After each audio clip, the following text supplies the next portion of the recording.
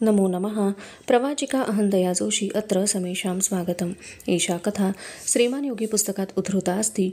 अष्टमभागस्य 19विंशतिः कथा एषा। अस्तु तर्हि आरंभं कुर्मः। जिजाबाईंना पहाटे अग्नी देऊन सारी मंडळी वाड्यात आली. वाड्यातल्या बारगिरापासून मंत्रिमंडळातल्या मंत्र्यांपर्यंत साऱ्यांनाच जिजाबाईंचा मृत्यू जाणवला. राज्यकारभारावर त्या बाईची अखंड नजर फिरत आली होती. एक मोठा आधार नाहीसा झाला होता. ती जागा आता कशानेही भरून निघणार नव्हती. राजांच्या शोकाला तर पारावार राहिला नव्हता. त्यांच्या मनाचे सारे बांध फुटले होते. संभाजी राजांची तीच अवस्था झाली होती. सईबाई साहेब गेल्या त्यावेळी ते फार लहान होते. सारे आयुष्य जिजाबाईंच्या मायेखाली गेलेले.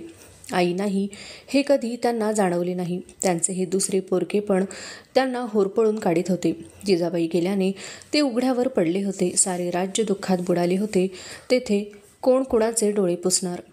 समर्थ साऱ्यांचे सांत्वन करीत होते, पण राजांच्या महालात जाण्याचे सामर्थ्य त्यांच्या ठायी उरले नव्हते.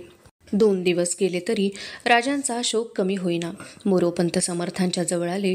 मोरोपंत काय आहे समर्थ सर्व जाणतात, पण मासाहेब गेल्यापासून राजे शोकात बुडाले आहेत. त्यांना आवरण्याचं सामर्थ्य आपल्याखेरीज कुणाला नाही. समर्थांनी दीर्घ निश्वास सोडला. त्यांची नजर व्याकुळ बनली. ते म्हणाले, पंत, आम्ही संन्यासी असलो तरी माणूसच आहो. आम्हाला हे का कळत नाही? साऱ्यांचं सांत्वन करायला आम्ही धजलो, पण राजांच्या समोर जायला मन धजत नाही. मासाहेबांचा आधार काय होता हे आम्ही जाणतो. मासाहेब गेल्या आणि राजांचं सर्वस्व हरवलं. मातृवियोग सर्वांनाच भोगावा लागतो, पण असं नातं फार दुर्मिळ. त्या राजांच्या माता श्रेष्ठ सल्लागार, राजांचा धीर होता. राजांना त्यांनी घडवलं, जडवलं, गुणसंपन्न केलं. त्यांच्या वियोगाचं दुःख कोण हलकं करणार? शब्दांना ते बळ कसं लाभणार? ही दुःख अशी असतात की ज्यांची त्यांनी सोसायची असतात. त्यात वाटेकरी होतो म्हटलं तरी होता येत नाही. मोरोपंतांचे अश्रू वाहू लागले. पंचाने डोळे पुशीत ते म्हणाले, मासाहेब गेल्या आणि आम्हाला पोरकेपण आलं. 4 वर्षामागेपर्यंत मासाहेब निवाडा करीत होत्या. राजे कुठं जरी असले तरी कारभारात कधी त्यांची उणीव भासायची नाही. आम्हाला राजे गडावर असल्यासारखेच वाटायचे. त्यांनी आम्हाला खूप शिकवलं. राजांचं दुःख आम्ही जाणतो, पण त्याचबरोबर त्या शोकाला वेळीच बंध पडायला हवेत हेही विसरता येत नाही. तेव्हा समजलो, ठीक आहे, आम्ही येतो. समर्थ मोरोपंतांसह राजांच्या महालात गेले. राजे पलंगावर झोपले होते. समर्थांना पाहताच राजे उठले. कष्टाने त्यांनी पाय शिवले. समर्थांनी राजांच्या खांद्यांना धरून उभे केले. राजांच्या मुखातून हुंदका उमटला. सारे अंग कापू लागले. समर्थांचाही जीव गुदमरला. त्यांनी राजांना मिठीत घेतले. ते राजांच्या पाठीवरून हात फिरवित होते. राजांच्या अश्रूंनी त्यांची छाती भिजत होती. राजे, शांत व्हा, विवेक करा. नकारार्थी मान हलवीत राजे म्हणाले, आम्हाला काही सुचत नाही. मासाहेब गेल्या आणि आमची सावली हरवली. राजे, आम्हाला सारं कळतं, पण मनाला आवरायला हवं. अजाण माणसांनी शोक केला तर आम्ही तो समजू शकतो, पण ज्ञान्यांचा शोक आम्हाला व्यथित करतो. जन्माला येणाऱ्या जीवाबरोबरच मृत्यू हाही अटळ असतो. आईसाहेबांचा मृत्यू केवढा मोठा भाग्यशाली. तुमचा राज्याभिषेक पाहून तृप्त मनानं तो जीव गेला. आयुष्याचं सार्थक झालं. पृथ्वी तलावर असं भाग्य किती जणांना लाभतं? मुलाचा पुरुषार्थ पाहून तृप्त होऊन आयुष्याची अखेर समाधानानं गाठणाऱ्या किती माता आहेत? ही तृप्तता पाहण्याचं भाग्य किती मुलांना लाभतं? धन्यता मानावी असा हा क्षण. ज्ञानी माणसांनी आनंदोत्सव करावा असा शुभ दिवस. मासाहेबांच्या आत्म्याला तुमचा शोक पाहून केवढे क्लेश होत असतील. सारं कळतं, पण वळत नाही. ते वळायला हवं राजे. आम्हाला ते जमेल असं वाटत नाही. मासाहेबांच्या शिवाय आम्हाला जगता यायचं नाही. आम्हाला ती सवय नाही. समर्थांचा चेहरा कठोर बनला. राजे, मासाहेबांच्या शिवाय जीवन एवढं अपुरं राहणार होतं, तर मग तुम्हीच त्यांच्या मृत्यूला कारणीभूत का झाला? राजांची अश्रुपूर्ण नजर वर झाली. समर्थांच्याकडे पाहत राजे उद्गारले, आम्ही मासाहेबांच्या मृत्यूला कारणीभूत झालो? हो राजे, राज्याभिषेक करून घेतलात कशाला? तो आणखीन 5-25 वर्ष पुढं ढकलायचा होतात. मासाहेब तेवढी वर्ष जगल्या असत्या. वृद्धत्वाशी झगडत, व्याधींशी लढत, खुरडत का होईना त्यांना जगावंच लागलं असतं. तुमचा राज्याभिषेक पाहिला आणि त्यांचं सारं जीवन सफल झालं. मोक्ष हाती आला, आशेची समाप्ती झाली. मग तो जीव राहील कशाला? राजांनी अश्रू टिपले. राजे, आता आम्ही जातो. हे अजाणपण सोडून द्या. फार मोठी जबाबदारी तुमच्यावर आहे. लाखोंचे तुम्ही पोशिंदे, स्वतःचा विचार करायला तुम्हाला मोकळीक नाही. राजांचा निरोप घेऊन जड अंतःकरणाने समर्थ निघून गेले. राजे अगदी एकटे राहिले. अधुना अष्टमभागस्य विंशतिः कथा एषा. जिजाबाईंचे दिवस झाले. हजारो गोरगरिबांना अन्न घातले गेले. राजांनी खूप दानधर्म केला, पण राजांच्या मनाची उदासीनता कमी झाली नाही. ते सदैव महालात बसून राहत. जिजाबाईंच्या मृत्यूच्या बातमीने राज्याचे गडकरी, मातब्बर सरदार राजांना भेटायला येत होते. माँसाहेबांच्या आठवणीने परत राजांचे दुःख वाढत होते. रात्री अचानक राजांना जाग आली. सारे अंग घामेजले होते. पलंगाशेजारी पुतळाबाई उभ्या होत्या. दचकून जागी झाल्यामुळे विस्फारलेल्या डोळ्यांनी राजे पाहत होते. काय झालं? आपण झोपेत ओरडत होता म्हणून जागं केलं. काय म्हणत होतो आम्ही? माँसाहेब माँसाहेब म्हणून हाका मारित होता. राजे स्वप्न आठवित होते. काहीतरी अस्पष्ट आठवत होते. पांढरे पातळ नेसून माँसाहेब उभ्या होत्या. त्यांनी राजांना खुणेने बोलावले. राजे जवळ जात होते. माँसाहेबांनी पाठ फिरवली. त्या चालू लागल्या. राजांनी त्यांना हाक मारीत गाठले आणि राजे जागे झाले. राजांचे डोळे भरून आले. ओठ थरथरले. आवाज कापरा बनला. राणीसाहेब सारा दिवस माँसाहेबांना शोधण्यात जातो. त्यांचं कुठं दर्शन घडत नाही, अस्तित्व जाणवत नाही. माँसाहेबांनी सावली बनून राहायचं वचन दिलं होतं, पण कुठंच त्या दिसत नाहीत. जीव थकून जातो आणि रात्री स्वप्नात नुकत्या कुठं माँसाहेब आमच्यासमोर अवतरू लागतात. तोच आम्हाला कशाला जागं करता का? पुतळाबाईंना राजांचे ते घायाळ रूप, ते शब्द ऐकणे कठीण गेले. पदराचा बोळा तोंडाशी धरून त्या धावत महालाबाहेर निघून गेल्या. सकाळ झाली. सारे आकाश कुंदावले होते. सूर्योदयाला झिरझिर पावसाची सुरुवात झाली. पश्चिमेचा गार वारा जाणवू लागला. राजे बाहेरचे कुंदावलेले वातावरण पाहत असता महालात अनाजी आले. राजे म्हणाले, अनाजी, आता पाऊस बरसणार असं वाटतं. जी, काही महत्त्वाचं काम होतं का? गडावर जायची सर्व सिद्धता झाली आहे. आश्चर्यचकित होऊन राजे म्हणाले, मिळणे, पालख्या सर्व तयार आहेत. कुणी सांगितलं? आम्ही गडावर जाणार म्हणून राजांनी विचारले. धाकट्या राणीसाहेबांनी पहाटेच हुकूम दिले. राजांचा संताप वाढला होता. त्यांनी अनाजींना आज्ञा केली. पुतळाबाईंना बोलावणे पाठवले. पुतळाबाई महालात आल्या.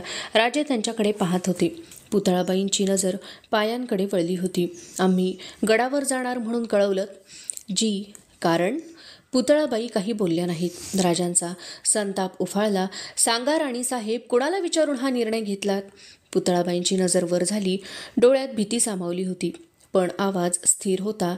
या घरात आल्यापासून कधीच कसला निर्णय आम्ही केला नाही. नाईलाजानं हा करावा लागला. कारण आपला राज्याभिषेक झाला. सारा पसारा तसाच गडावर आहे. कुणाची बोलायची हिंमत नाही. राजे खिन्नपणे हसले. उपहास उफाळला म्हणून माँसाहेबांची जागा घेता वाटतं. एक असह्य वेदना पुतळाबाईंच्या चेहऱ्यावर उमटली. दुसऱ्याच क्षणी तिचे रूपांतर क्रोधात झाले. त्यांची जागा कोणी घेणार नाही. माँसाहेब गेल्या.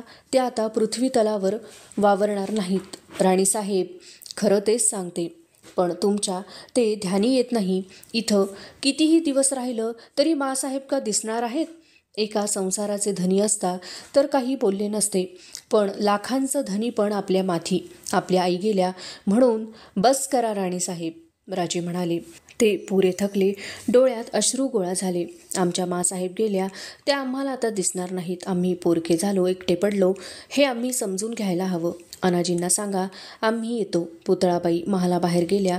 पावसाचा जोर थोडा वाढला होता. अनाजी म्हणाले, पाऊस जरा कमी झाला की मग. राजे हसले. ते अनाजींच्या खांद्यावर हात ठेवीत म्हणाले, अनाजी, पावसाची भीती कसली? खूप भिजायचं आहे.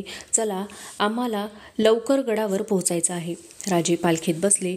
भोई झपझप चालू लागले. समोरचा रायगड पावसात धुरकट दिसत होता.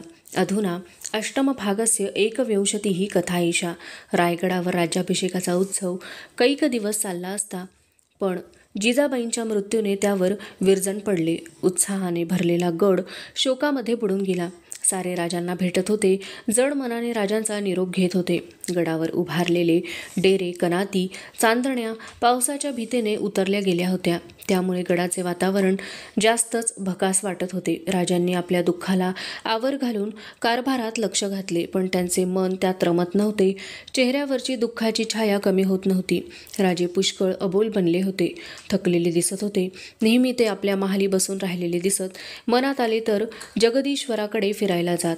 2 प्रहरी राजांना झोप येईना. आकाश ढगांनी भरले होते, तरी पाऊस नव्हता. राजांनी तोंडावर गार वाऱ्याचा शिडकावा मारून घेतला. कोण आहे तिकडे? मनोहारी आत आली.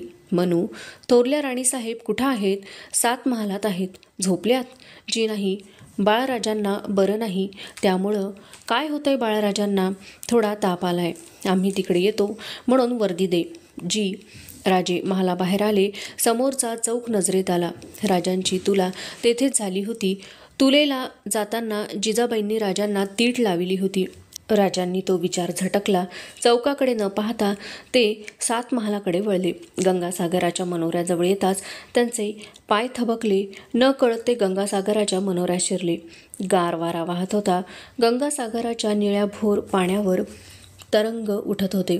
समोर टकमक टोक नजरेत येत होते. 2 प्रहरची एक निराळीच शांतता गडावर पसरली होती. पावसाळी हवेने धुरकट बनलेले सृष्टीचे रूप राजे निहाळीत होते.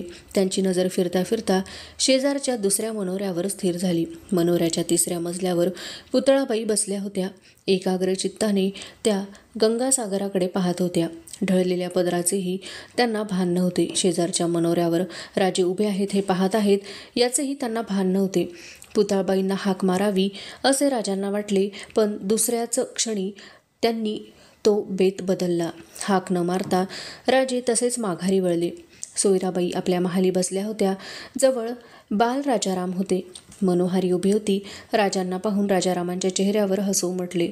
राजारामांजवळ बसत राजांनी विचारले, बाळराजे, तब्येत कशी आहे? चांगली आहे आबासाहेब. नाक उडीत रामराजे म्हणाले, पण आईसाहेब आम्हाला अंथरुणाखाली उतरू देत नाहीत. तर अंगात ताप आहे, सर्दी झाली आहे आणि निघाले फिरायला. पावसाळा सुरू झाला ना, हवा बदलली, त्यामुळं थोडा त्रास. वैद्यराज म्हणाले की पावसात भिजल्यामुळं बाळराजे आजारी पडले. केव्हा भिजले? पाचाडहून गडावर आलो तेव्हा. दीर्घ निश्वास सोडून राजे म्हणाले, तेव्हा पाऊस होता खरा. राजारामांनी राजांना विचारले, दादा महाराज का आले नाहीत? खरंच आमच्याही मुजऱ्याला आले नाहीत. गडावर असते तर आले असते, सोयराबाई म्हणाल्या. मग कुठं गेले संभाजीराजे? काल रात्री पाचाडला गेले असं ऐकलं आम्ही. ते बरं, कदाचित आपल्यासारखीच त्यांनाही मासाहेबांची आठवण. राणीसाहेब, जे सांगायचं ते स्पष्ट सांगा. त्यासाठी नसत्या आठवणी कशाला काढता? संभाजीराजे कदाचित गडाखाली शिकारीला उतरले असतील. शिकारीचा त्यांना नाद आहे. हो, आणि तो आता वाढलाही आहे. जनावरांच्या शिकारीपेक्षा माणसांच्या शिकारीचा नाद सुरू झाला आहे. काय सांगता? स्वारींनी चौकशी करावी. राज्याभिषेकाच्या वेळी गडावर आलेल्या काही कलावंतिणींना युवराजांनी पाचाडला ठेवून घेतलं आहे. गाणं बजावणं करण्यासाठी ते गड उतरतात हे माहीत असून स्वस्थ का बसलात? मी कोण सांगणार? ते का आता लहान आहेत? राजे खिन्नपणे हसले. युवराजांना गाण्याचा शौक आहे. तरुण वय आहे. गेले असतील गाणं ऐकायला. त्यांना जबाबदारी कळते. आपण जशा राज्याच्या महाराणी आहेत तसेच तेही युवराज आहेत. त्या बोलांनी सोयराबाई थक्क झाल्या. राजांच्याकडून त्यांनी या बोलण्याची अपेक्षा केली नव्हती. त्यांचा संताप भडकला. याचसाठी काही सांगू नये असं वाटतं. राणीसाहेब सांगण्यापेक्षा माणसानं करावं तो आपला अधिकार आहे. हो, माहीत आहे, पण तो माझा नाही. मग कुणाचा? ज्यांच्या सांगण्यावरून आपलं उठणं बसणं होतं त्या धाकट्या राणीसाहेबांचा. पुतळाबाईंबद्दल का बोलता? त्यांचं नाव उगा कशाला घेता? खोटी अदावत घ्यायची सवय नाही मला. तेवढी सत्ता नसती तर भर पावसात गड चढायला लावायची त्यांची हिंमत झाली नसती आणि बाळराजे भिजले नसते. सोयराबाईंनी मनातली मळमळ ओकून टाकली. सारा प्रकार राजांच्या ध्यानी आला. भीतीने गर्भगळीत झालेले राजाराम तसेच पडून होते. राजांनी त्यांच्या केसांवरून हात फिरवला. राजे उठत म्हणाले, आम्हाला समजून घेणारं कोणी भेटेल असं वाटत नाही. राजे सावकाश महालाबाहेर गेले. पालखी दरवाजापासून मेण दरवाजापर्यंत सोपा मोकळा होता. राजांची पावले न कळत मेण दरवाजाकडे वळली. मेण दरवाजाच्या पायऱ्या उतरून राजे डाव्या बाजूच्या पठारावर आले. गारवारा अंगाला झोंबत होता. राजे त्या पठारावरून चालत होते.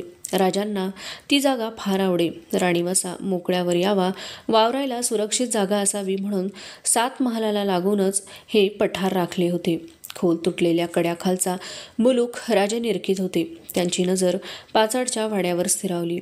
साऱ्या आठवणी उफाळून वर आल्या. एकटक नजरेने राजे तो वाडा पाहत होते. राजांनी एकदम वळून मागे पाहिले. पुतळाबाई राजांच्या दिशेने येत होत्या. त्यांना पाहताच राजांच्या चेहऱ्यावर हास्य उमटले. पुतळाबाई नजीक आल्या. किती गार वारा सुटलाय, पाऊसही येईल. कुणी सांगितलं आम्ही येते आहो म्हणून? आम्हाला कळलं. हे मात्र खोटं, राजे हसून म्हणाले.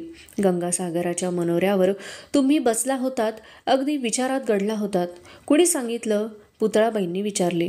आम्ही शेजारच्या बुरुजावर होतो, पण आपलं लक्ष गेलं नाही. मग हाक का मारली नाहीत? विनाकारण समाधीभंग झाला असता. गार प्रबळ वाऱ्यामुळे वस्त्र आवरणे कठीण जात होते.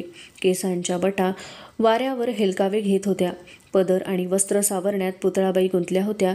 राजे त्यांच्याकडे पाहून हसत होते. राजांचे ते हसणे आणि वाऱ्याने विस्कटलेले केस पाहून पुतळाबाईंनाही हसू आले. राजे म्हणाले, पुतळा, एवढा कसला विचार करीत बसली होतीस? कसला नाही. राजे जवळ गेले. पुतळाबाईंची नजर उंचावली. पुतळा, आमचा राज्याभिषेक झाला. वैभवाची मध्यान्ह आम्ही गाठली. अशा वेळी कसली चिंता तुम्हाला वाटत होती? काही नाही, सहज बसले होते. पुतळा, आम्हाला फसवतेस? दुर्दैवानं तेवढे अजाण आम्ही राहिलो नाही. सांगण्यासारखं नसेल तर सांगू नको, आमचा आग्रह नाही. त्या बोलांनी पुतळाबाई कळवळल्या. दुसऱ्याच क्षणी त्या बोलून गेल्या.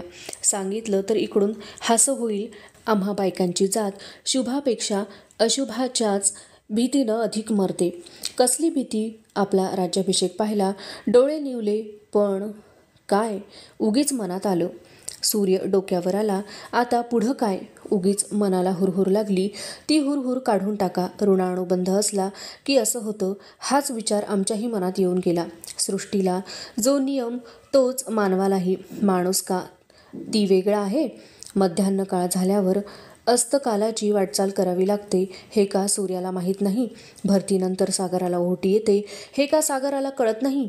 पौर्णिमेच्या चंद्राला का भावी क्षयाची जाणीव नसते, म्हणून सूर्य उगवायचा थांबत नाही? सागराच्या भरतीचा वेग मंदावत नाही, ना चंद्राला पौर्णिमेच्या रूपाची भीती वाटते. जीवनाचा ओघ खंडित होत नाही, याचाच हा पुरावा आहे. हे जीवनचक्र असंच चालायचं. जो नियम सृष्टी पाळते त्याची जीवानं चिंता कशाला करावी? हो, पावसाची तरी करावी ना. राजांनी मागे पाहिले. पाऊस पुढे सरकत होता. राजांनी पावले उचलली, पण पावसाने गाठलेच. दोघे भिजत बालेकिल्ल्याकडे येत होते. पावसाच्या थेंबांनी सारे अंग मोहरत होते आणि त्याचवेळी राजांचे लक्ष मेण दरवाजातून छत्र घेऊन धावत येणाऱ्या सेवकांच्याकडे गेले. राजे म्हणाले, पाहिलंत, छत्रपती झालो ना. पावसात भिजायला सुद्धा आम्हाला मोकळीक नाही. अवशिष्टा कथा अग्रिमे भागे पठिष्यते. अस्तु तर्हि पुनर्मिलामः. तावन् मंगलं भूयात्, शुभं भूयात्. नमो नमः. धन्यवादः.